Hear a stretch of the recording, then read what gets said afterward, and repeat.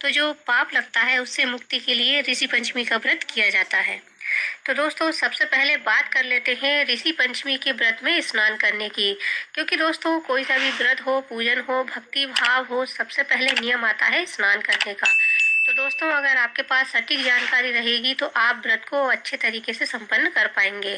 तो दोस्तों सबसे पहले आपको दूर्वा घास लेनी है। आप 5, 7, 11, 54, 21 अपनी इच्छा अनुसार दूर्वा घास ले सकते हैं। इसके बाद आपको कच्चा सूत लेना है या फिर आप मोटा धागा भी ले सकते हैं, या फिर जो आटी होती है कलावा जिसको बोलते हैं, उससे दूर्वा घास को इकट्ठा करके बांध लेना है, यानी एक छोटा सा पुला टाइप का बना लेना है। उसके बाद आपको तांबे का एक लोटा लेना है। आप स्टील का भी ले सकते हैं अगर तांबे का आपके पास उपलब्ध नहीं है, लेकिन अगर तांबे का लेते हैं तो ज़्यादा बेस्ट रहेगा, क्योंकि तांबा शुद्ध धातु होती है और तांबे के लोटे के अंदर जो जल भरा जाता है वो गंगा जल के समान हो जाता है। दोस्तों अब हमें सफेद तिल लेना है स्नान करने के लिए और इसको बारीक पीस लेना है। आंवला की एक कली लेना है, इसको भी बारीक पीस लेना है। अगर आंवला आपके पास उपलब्ध नहीं हो तो आप आस पड़ोस से या फिर मार्केट से भी ला सकते हैं। उसके बाद आपको गौमूत्र लेना है। गौमूत्र के बाद आपको गाय का गोबर लेना है, थोड़ा सा गोबर ले लीजिए और उसके बाद उसमें डाल लीजिए आप गंगा जल, यानी इन सारी चीज़ों को मिक्स कर लीजिए। गंगा जल डाल करके आपको सफ़ेद तिल, गाय का गोबर, गौमूत्र और आंवला की कली और गंगा जल, ये सारी चीज़ें मिक्स करके आपको एक मिश्रण तैयार कर लेना है। अब आपको क्या करना है, आपको एक दिन पहले सिर अच्छे से धो लेना है शैम्पू से, या फिर आप मिट्टी वगैरह जिससे भी सिर धोते हो तो आप एक दिन पहले अच्छे से सिर को साफ कर लीजिए, यानी धो लीजिए, जिससे कि बालों की मिट्टी धूल वगैरह सारी निकल जाए। और उसके दूसरे या तीसरे दिन ऋषि पंचमी का जब व्रत पड़े तो उस दिन आपको ना तो शैम्पू से सिर धोना है और ना ही आपको साबुन का इस्तेमाल करना है। आपको ये मिश्रण बनाकर तैयार कर लेना है। गाय का गोबर, गौमूत्र, गंगा जल, आंवला की कली और सफ़ेद तिल, इन सबको बारीक पीस करके अच्छे से मिश्रण तैयार कर लेना है। इसी से आपको सिर धोना है और इसी से आपको स्नान करना है। तो दोस्तों 1 या 2 दिन पहले आपने सिर अच्छे से धो लिया। मिश्रण तैयार करने की विधि आप जान ही गए होंगे। अब मान लीजिए आज नहीं कल ऋषि पंचमी है, यानी ऋषि पंचमी का व्रत है, तो उस दिन आपको नित्य क्रिया से संपन्न होकर आपको क्या करना है, जो लटजीरा होता है, ये देखिए आप देख सकते हैं, जो अपामार्ग जिसको बोलते हैं, या चिड़चिटा या फिर आंधी झाड़, जिस नाम से भी आपके यहाँ इस पेड़ को जाना जाता हो, इस पेड़ को आपको लेना है। मार्केट में बेचने वाले भी आते हैं या फिर गली मोहल्लों में भी बेचते हैं, या फिर आपके खेत बाड़ी में या फिर आपके मोहल्ले में अगर लगा हुआ है तो आप इसको उखाड़ लीजिए। और आपको क्या करना है, आपको जो आनी झाड़ होता है, अपामार्ग होता है, इसकी 108 डंडियाँ आपको बना लेनी है। इसी से ऋषि पंचमी के व्रत में मंजन करते हैं। ये देखिए आप देख सकते हैं, ये जो आनी झाड़ का पेड़ है, हमारे यहाँ इसको आनी झाड़ का पेड़ बोलते हैं।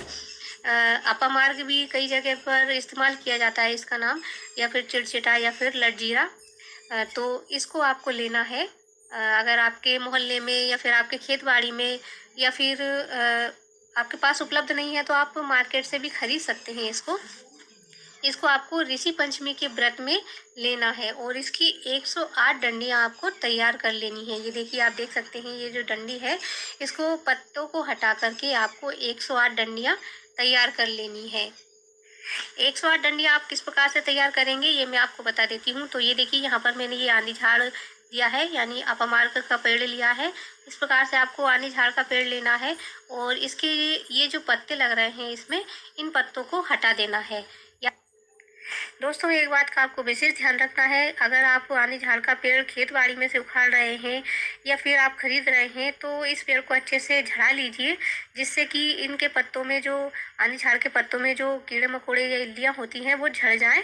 और उसके बाद इस प्रकार से आपको पत्ते साफ कर लेना है। ये देखिए आप देख सकते हैं, इस प्रकार से पत्ते हटा देना है आपको पेड़ में से, और हटाने के बाद आपको इस प्रकार से डंडियाँ प्राप्त हो जाएंगी। और उसके बाद आपको 108 डंडियाँ तैयार कर लेनी है। इस प्रकार से आप चाकू से भी काट सकते हैं या फिर दराते से भी आप डंडियाँ तैयार कर सकते हैं। तो ये देखिए इस प्रकार से आप 108 डंडियाँ तैयार कर सकते हैं।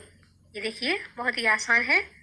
और इस प्रकार से डंडियाँ तैयार करने के बाद आपको 108 डंडियाँ लेनी है और 108 बार ही आपको मंजन करना है। ऐसा बिल्कुल नहीं करना है कि आप कम डंडी ले लें और उन डंडियों को 108 बार मंजन कर लें, यानी ये जो डंडी मैंने पकड़ रखी है इसको यहाँ से दांतों से हल्के से चबा करके फिर आपको मंजन करना है। यानी आपको 108 आपा मार्ग यानी लट-जीरा जो होता है, आंधी झाड़ जिसको बोलते हैं, उसकी डंडियाँ बनानी है और 108 बार ही आपको मंजन करना है। तो ये देखिए दोस्तों, इस प्रकार से आपको आंधी झाड़ की अपमार्ग की डंडियाँ बना लेनी है। ये देखिए आप देख सकते हैं।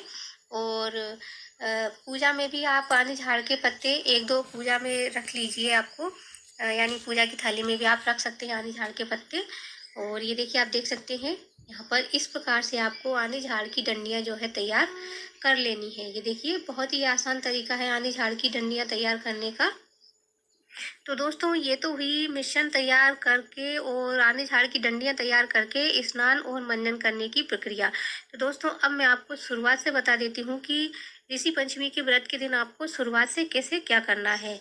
तो दोस्तों ऋषि पंचमी के व्रत के दिन आप सुबह उठेंगे और आपको ब्रह्म मुहूर्त में उठना है। यानी आप अगर 5 बजे भी उठते हैं तो बहुत अच्छी बात है। 4 बजे नहीं उठ पाते हो या किसी कारणवश आप सुबह 6 बजे ही उठ पाते हो, तो जब भी आप उठें तो उस समय आपको नित्य क्रिया से संपन्न होकर के, निवृत्त होकर के आपको क्या करना है, आपको आंधी झाड़ लेना है सबसे पहले और उसकी 108 डंडियाँ तैयार कर लेनी है। डंडियाँ तैयार करने के बाद आपको मिश्रण तैयार कर लेना है। गाय का गोबर, आंवला, गोमूत्र और गंगा जल और जो सफ़ेद तिल होता है उनको बारीक पीस करके मिश्रण तैयार कर लेना है स्नान करने के लिए। अब आपको क्या करना है, दूर्वा घास भी लेनी है और उसका छोटा सा गड़ा बना लेना है, यानी पूला टाइप का तैयार कर लेना है आपको। और तांबे का लोटा लेना है। अब आपको सबसे पहले जैसे कि मान लीजिए अब आप स्नान करने जा रहे हो तो आपको क्या करना है, आपको सबसे पहले आंधी झाड़ की डंडियों से मंजन कर लेना है।